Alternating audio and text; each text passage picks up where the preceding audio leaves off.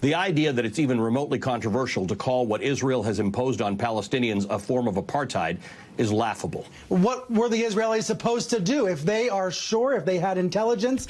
MSNBC did a shockingly good segment on the crisis facing Palestinians while CNN embarrassed itself. Now, to be fair, I'll just be comparing MSNBC's Ali Velshi to CNN's Brian Stelter. I have not been glued to cable news, so I can't tell you if this is a larger indication of how each network is covering this story, but it is a good representation of what the mainstream press should be reporting versus how they usually report this crisis. So first, let me play for you the segment from Ali Velshi on MSNBC. Palestinians are, at best, third-class citizens in the nation of their birth. The idea that it's even remotely controversial to call what Israel has imposed on Palestinians a form of apartheid is laughable. One look at a current map of Israel, Gaza, and the occupied territories conjures up only one other example: apartheid-era South Africa. The Israeli government, on an ongoing basis, declares parcels of land on which Palestinians live to be either of military or archaeological importance, causing residents to be evicted.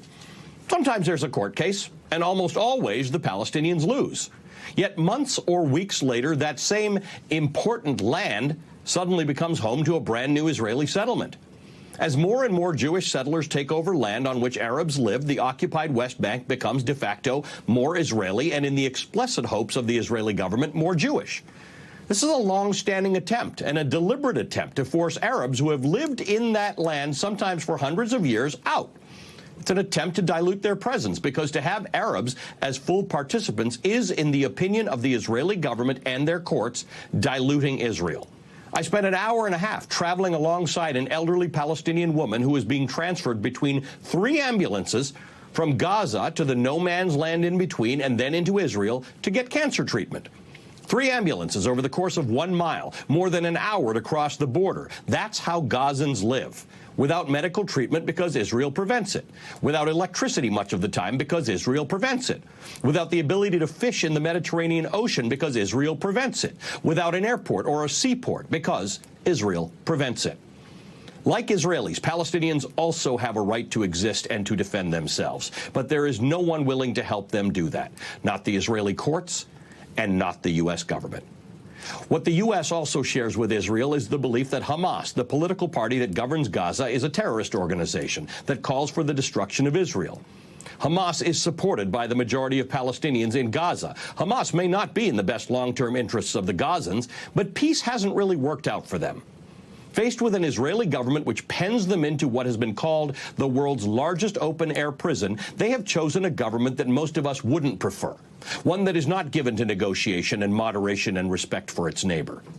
Israel needs a new approach to the Palestinians, and America needs a new approach to Israel. After more than 7 decades of not just being deprived of land from which they were evicted, Palestinian frustration runs deep. It may be worth going deeper than what you may hear inside your bubble and understanding the depth to which the Palestinian people are subject to apartheid in their own land, deprived of basic necessities, and subject to relentless civil rights violations. This is not a secret. It's out there for you to see. You just have to look for it. Absolutely incredible work here from Ali Velshi. This is not something that you see on any other network, not on MSNBC either. He is a standout in terms of any host on cable news. Him and Mehdi Hassan, also on MSNBC on the weekends. The only two generally willing to call out this issue, but also, in general, on any issue, typically they have a better barometer when it comes to any topic. And you can see here Ali Velshi just breaking this story down in a way that you have not seen, that I haven't seen on any other mainstream network.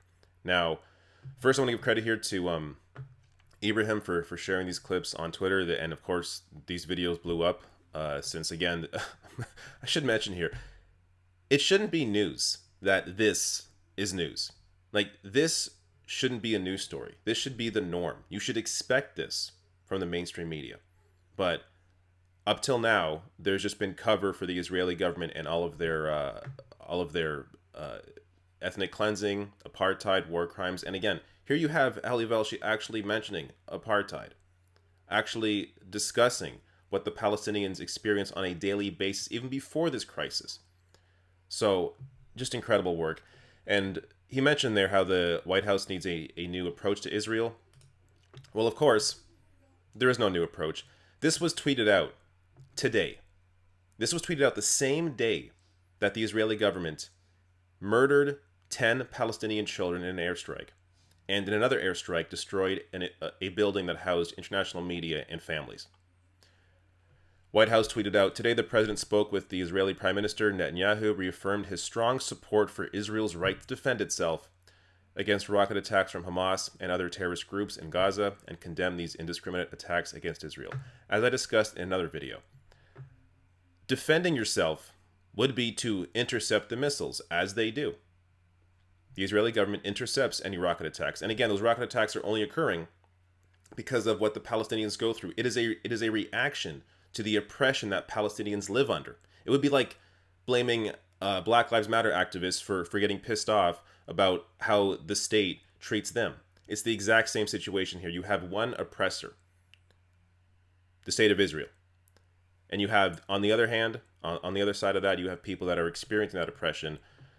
And it's the imbalance of power here is obvious. It's clear. Anyone that looks into it, it is obvious what is going on here. And the fact that a segment like this is so rare and that it becomes news is amazing in itself. Now, I want to show you some surprising support here, at least from what you usually expect from Joy-Ann Reid here. But of course, another MSNBC host standing with Ali Velshi here, saying what Ali Velshi says in this succinct explanation is just facts. Painful, well-known, and documented facts. Israel has a right to exist in peace, but so do Palestinians, who currently suffer under what can only be called apartheid, and no one is doing anything about it.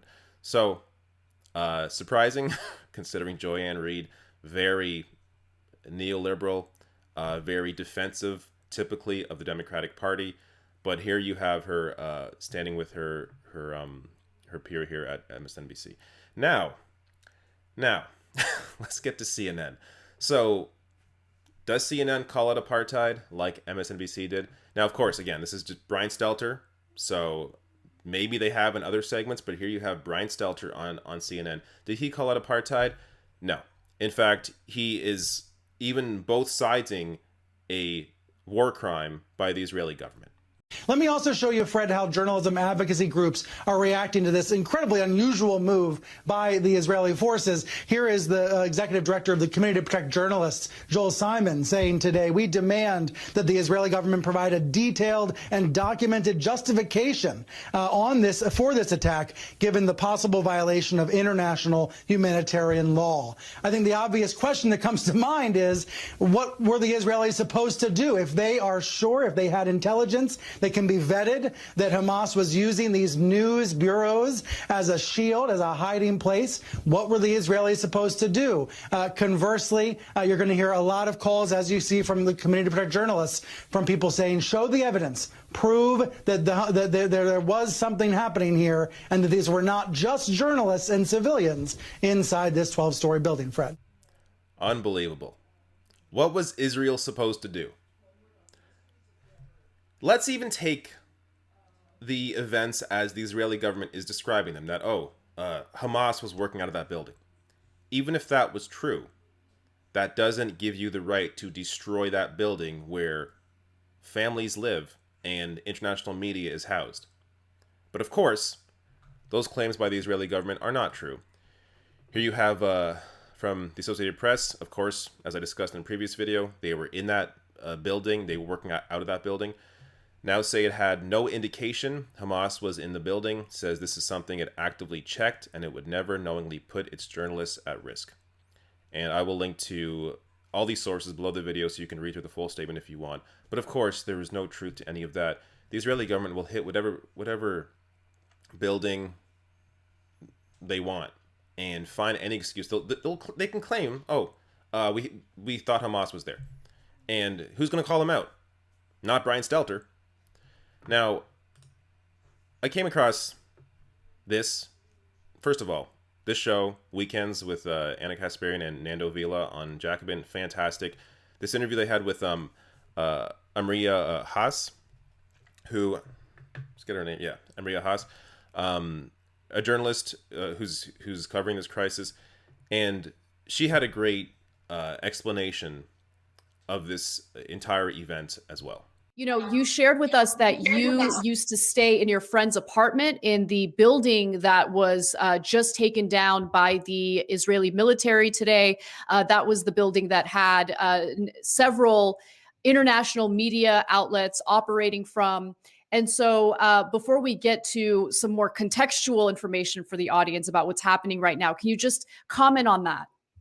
The Israeli military claims that they are hitting Hamas targets, and that Hamas targets are inside among Palestinian population, civilian population, and that's why the fault is with Hamas. But you know about this building, which hosts many offices of lawyers and clinics, of doctors, and some apartments. I don't know if it's true or not true, but the claim that Hamas are among civilian population ignores totally the fact that all Israeli military establishments are within Israeli or Palestinian civilian population. In any neighborhood, you will find soldiers who came back from the military, from their unit, and have their weapons. So this insecurity that Israel is inflicting now on every person among 2 million people in Gaza could fire back in the future, because there is no inch in Israel without a military presence among Israeli civilian population. So Amira Haas points out here that essentially Israel has greenlit Hamas to hit any target they want, because there is, as she says, there is no inch of Israel without a military presence among the civilian population. So when Israel hits a building and claims, there is a Hamas in there, well, Hamas can do the exact same thing, and in most cases would actually be correct in their assessment of that. Yet here you have them, the Israeli government, hitting a building, claiming Hamas was working out of there, and journalists working there saying, no, that's not the case. So this is just, it, as she says, it opens the door for continued strikes. And once again, I come back to the idea here that you have here one oppressor, one side in full control of the situation, bombing Palestinians in an open-air prison. The only solution here would have to come from Israel, because Gaza, Palestinians have no power here. Israel does. Now, I want to leave you with a couple of resources and surprises, also concerning the media, because you have here a couple of gaming websites, video game websites doing better on this issue than many mainstream outlets are. So you have here GameSpot tweeting out, Palestinian civilians across Gaza, West Bank, and Jerusalem are experiencing great suffering, and you can help. Please consider donating to these charitable organizations to help people desperately in need. IGN as well, how to help Palestinian civilians. So I will link to both of these below. You can go through each of these resources, donate if you can, and it's just, it really is, it's almost comical to see video game websites doing a better job on this issue than many mainstream media outlets.